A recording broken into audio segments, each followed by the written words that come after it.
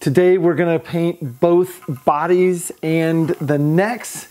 And a little bit of a spoiler alert, they came out pretty darn sweet, if I do say so myself. I apologize for some of the noise in the background. I've got a heater going, and then I've got my compressor going, and my regulator's leaking, so that's the hiss that you hear.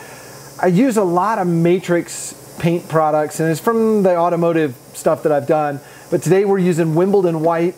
This was already reduced in the can. I used this a long time ago to do some engine parts, and I thought it'd be a good color for today. So I've got it already in my PPS cup. This is just a couple ounces, that's all we'll need. We may not even use this much. I am using the 3M AccuSpray gun today, and I'm not sponsored by them. They didn't give me this. This is something I bought. I just thought it was cool because you could change out tips based on the viscosity of what you're painting. This one that's in here I think is a 1.2, and it's for spray and base coat is what I use it for. And the cup system is really kind of cool.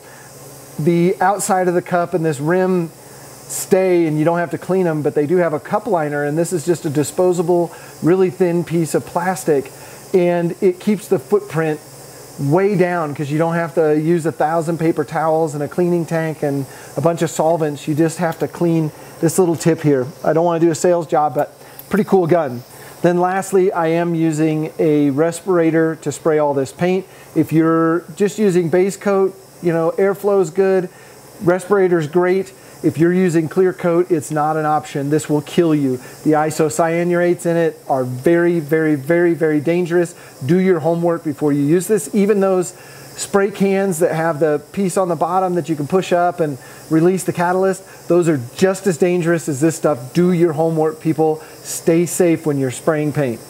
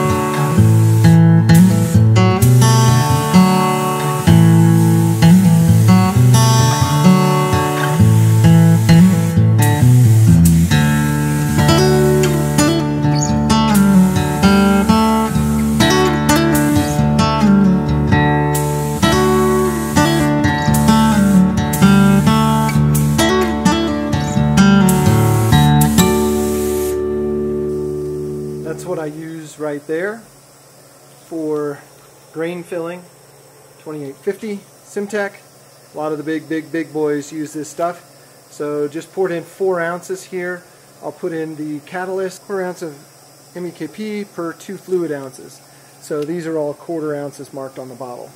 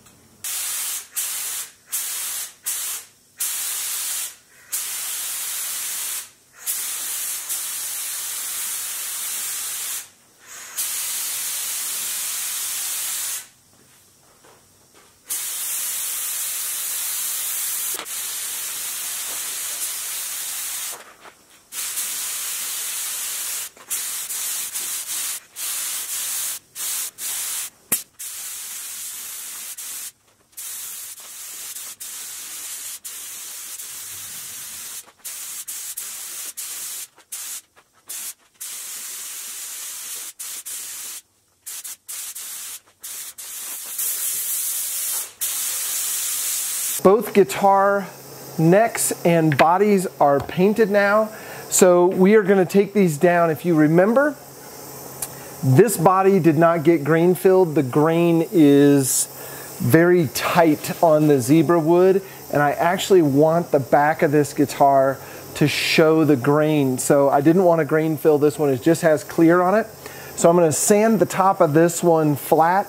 We'll see if it has enough clear to be flat. If not, we'll go ahead and put another couple coats of clear on here when we're spraying our ash guitar. And the ash guitar has a grain filler on it. So this is a polyester grain filler, and it's basically the same resin that keeps fiberglass together. So we put it on here pretty thick. I'm going to do a close-up of this end grain. That is always the issue. The end grain absorbs the material at a different rate than the face grain and side grain do. So we're going to sand this down, get it flat, and hopefully we don't have to do any more filling. We'll just go right to doing a tint coat and then a clear. So I've got a bunch of sanding to do. Let's turn some music on and bust through this.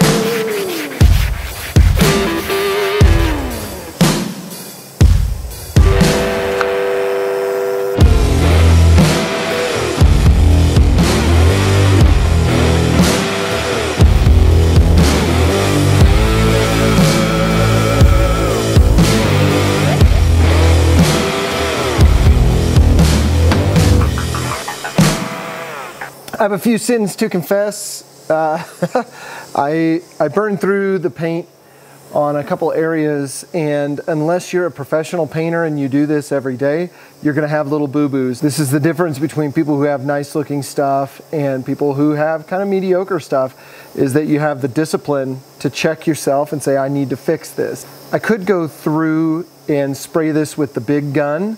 It would totally work. I would just have to mask everything off again, and I'll kind of go around the guitar there.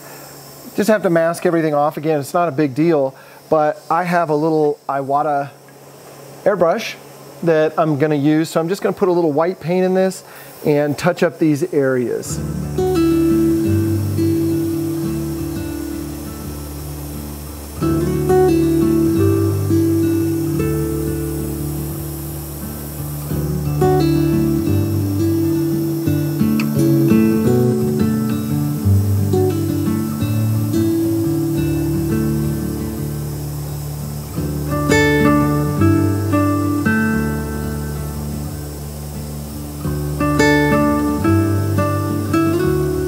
For the tint, we're using some color blender.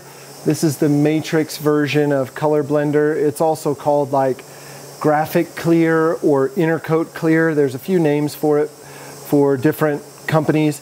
It's reduced at 1:1.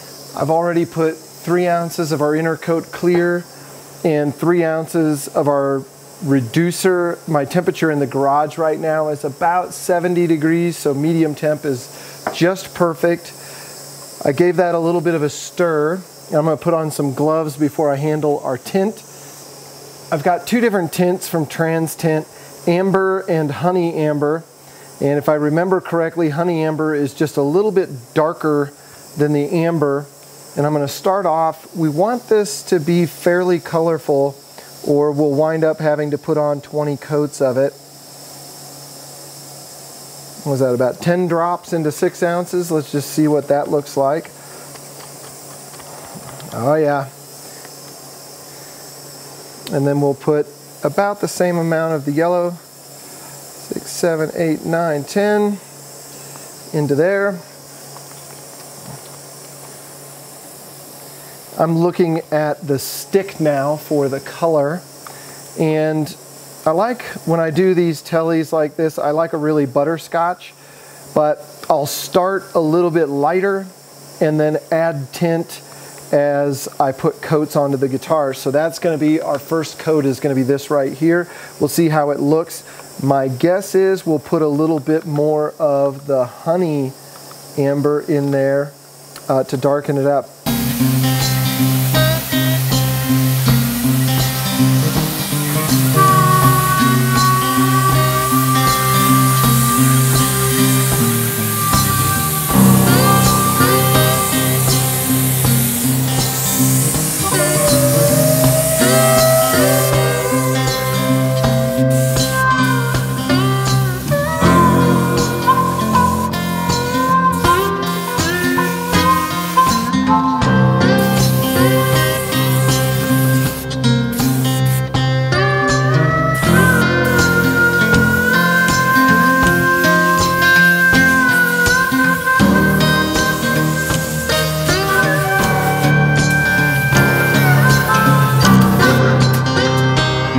This is one coat, and you can see it's just got a little bit of tint to it. We're being really easy. I added 20 more drops of the honey and 10 more drops of just amber to the mix because this is way, way, way lighter than I want it, but that's okay. I'm spraying this at a very low pressure, like 10 pounds of pressure in the gun, and that is specifically so I get no drips. If you get a drip in a tinted coat like this, you can't sand it out. It will mess up the tint. It'll just drag the tint with it. So just very, very gently putting this on, very, very light coats.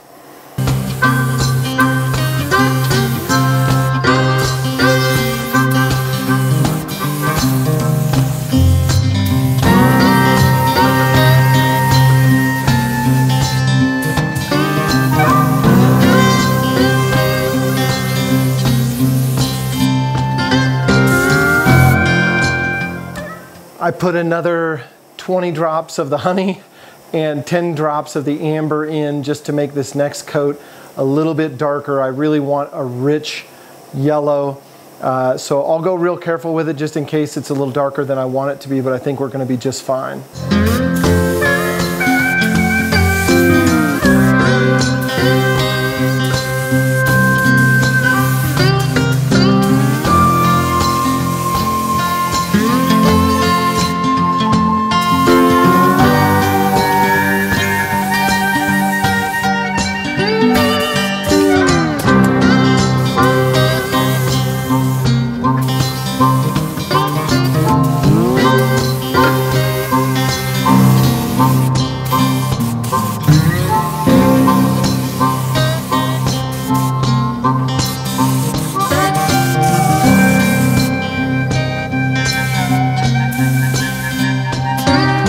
I'm not going to show me clearing these pieces. You've already seen that. I've let the butterscotch guitar dry for about 15 minutes just to make sure nothing's going to drip or catch or do anything funny.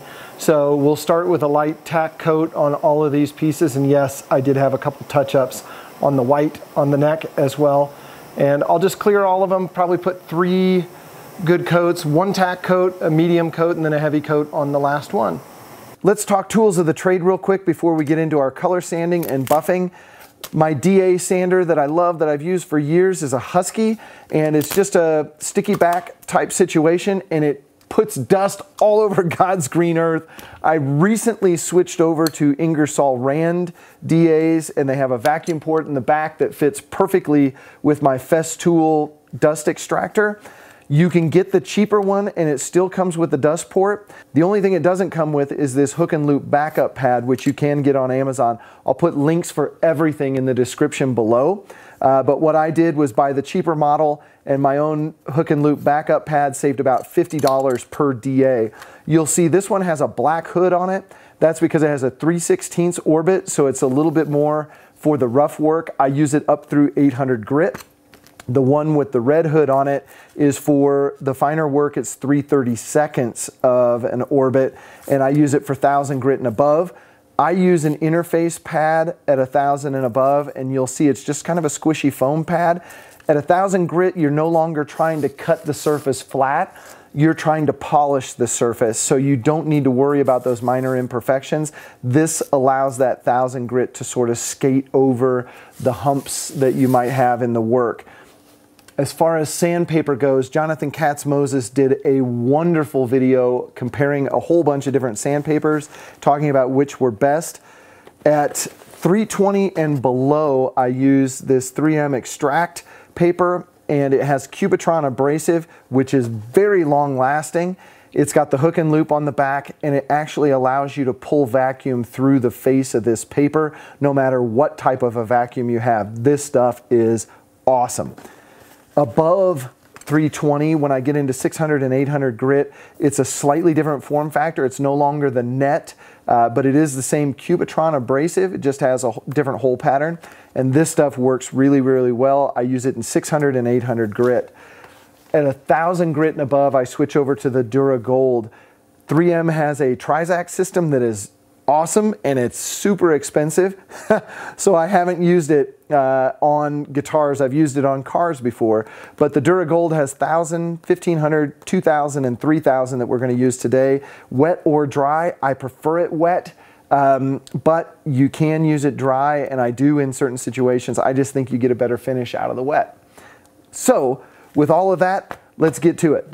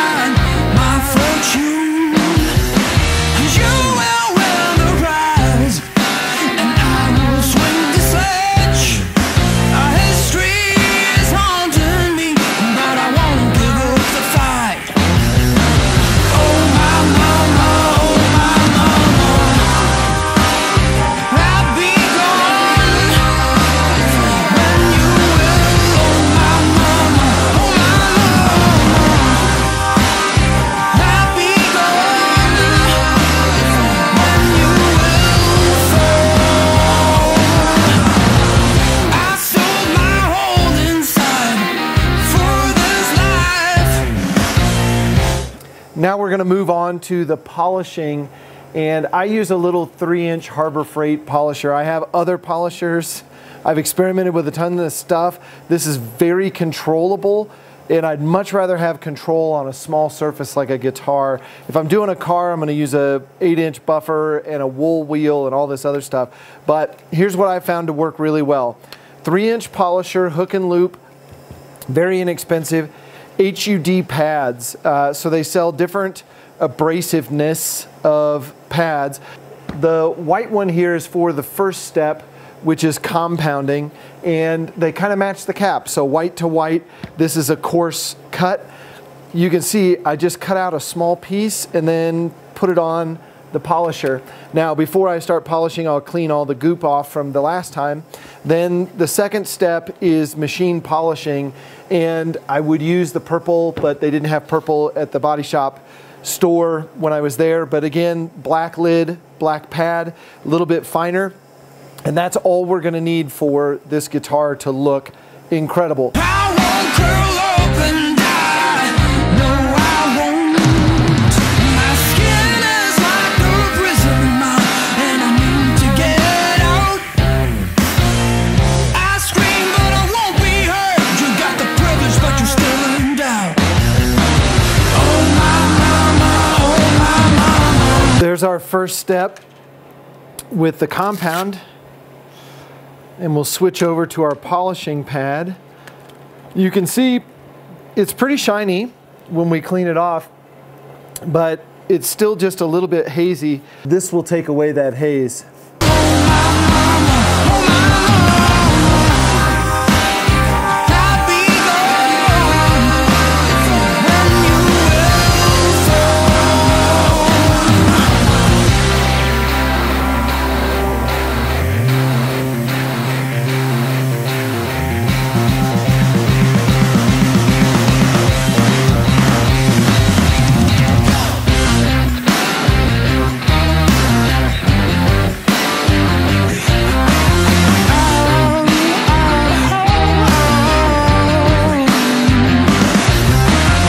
The last step I do is the final inspection, Meguiar's glaze. It's a pretty good cleaner. It smells nice. Just cleans off all the residue from the polishing and just gives it, I don't know if it's a little bit of a layer of wax or what it is, but kind of just helps with that last little tick. And that, my friends, is how we polish out a paint job on a guitar.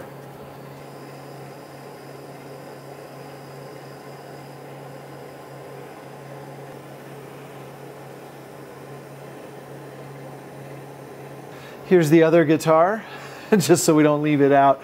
I did it on off camera and came out really nice. Both guitars are painted and they look sweet. I am really stoked to have this done. There's a couple little touch-up items that I'll have to go back and revisit, but for the purpose of this video, I think we're gonna call it done. I am stoked. The necks came out good as well. This one was painted, yeah. And this one over here was a natural finish, really sweet figuring on the maple. I fretted it already. You'll see that next time we get together. Next time we get together, we are going to assemble both guitars. We're going to go through a play test on both of them. I am stoked to hear what they both sound like. As far as products go, if you want the 10% discount, this will be your last week to get it. We're expecting our Radius sanding beams back from the anodizer this Friday, the 17th, if you're watching this in the future, December 17th. If you're looking for something for Christmas, we are shipping every day. If you order before noon, we ship same day. If you get priority, it will still get there in time for Christmas. If you want to give the gift of Skyscraper guitars to someone, but you don't know what to give them, we now have gift cards available on the website, skyscraperguitars.com. I hope everybody out there is having as much fun watching these builds as I am doing them. I hope you're building something of your own or planning your own attack. Until next time, take care, everybody. If you would like more guitar-related content, click that subscribe button. If you want to follow the rest of this build, click the playlist to the right. And as always, visit skyscraperguitars.com for guitar tools and accessories.